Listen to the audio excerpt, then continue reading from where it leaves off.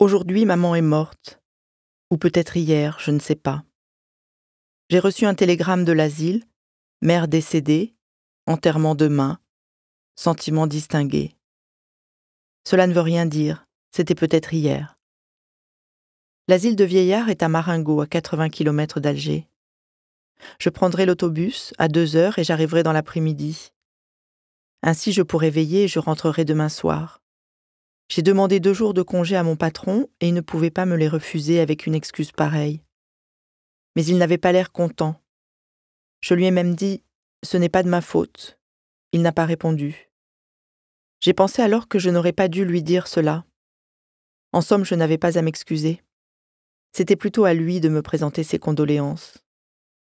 Mais il le fera sans doute après-demain, quand il me verra, en deuil. Pour le moment, c'est un peu comme si maman n'était pas morte. Après l'enterrement, au contraire, ce sera une affaire classée, et tout aura revêtu une allure plus officielle. J'ai pris l'autobus à 2 heures, il faisait très chaud. J'ai mangé au restaurant, chez Céleste, comme d'habitude. Ils avaient beaucoup de peine pour moi, et Céleste m'a dit « On n'a qu'une mère ». Quand je suis partie, ils m'ont accompagnée à la porte. J'étais un peu étourdie parce qu'il a fallu que je monte chez Emmanuel pour lui emprunter une cravate noire et un brassard. Il a perdu son oncle il y a quelques mois. J'ai couru pour ne pas manquer le départ. Cette hâte, cette course, c'est à cause de tout cela sans doute, ajouté au chaos, à l'odeur d'essence, à la réverbération de la route et du ciel, que je me suis assoupie. J'ai dormi pendant presque tout le trajet. Et quand je me suis réveillée, j'étais tassée contre un militaire qui m'a souri et qui m'a demandé si je venais de loin. J'ai dit oui. Pour ne plus avoir à parler. L'asile est à 2 kilomètres du village. J'ai fait le chemin à pied.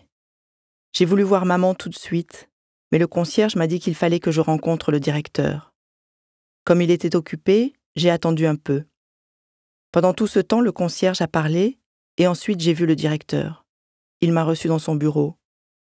C'était un petit vieux avec la Légion d'honneur. Il m'a regardé de ses yeux clairs.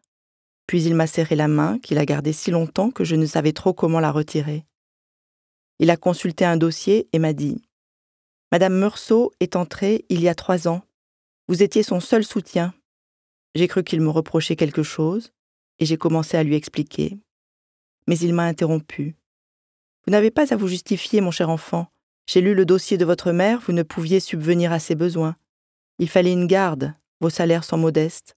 Et tout compte fait, elle était heureuse ici. » J'ai dit « Oui, monsieur le directeur. » Il a ajouté « Vous savez, elle avait des amis, des gens de son âge. Elle pouvait partager avec eux des intérêts qui sont d'un autre temps.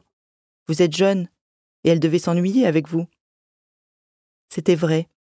Quand elle était à la maison, maman passait son temps à me suivre des yeux en silence. Dans les premiers jours où elle était à l'asile, elle pleurait souvent. Mais c'était à cause de l'habitude. Au bout de quelques mois, elle aurait pleuré si on l'avait retirée de l'asile. Toujours à cause de l'habitude. C'est un peu pour cela que, dans la dernière année, je n'y suis presque plus allée. Et aussi parce que cela me prenait mon dimanche, sans compter l'effort pour aller à l'autobus, prendre des tickets et faire 2 heures de route. Le directeur m'a encore parlé, mais je ne l'écoutais presque plus. Puis il m'a dit « Je suppose que vous voulez voir votre mère ?»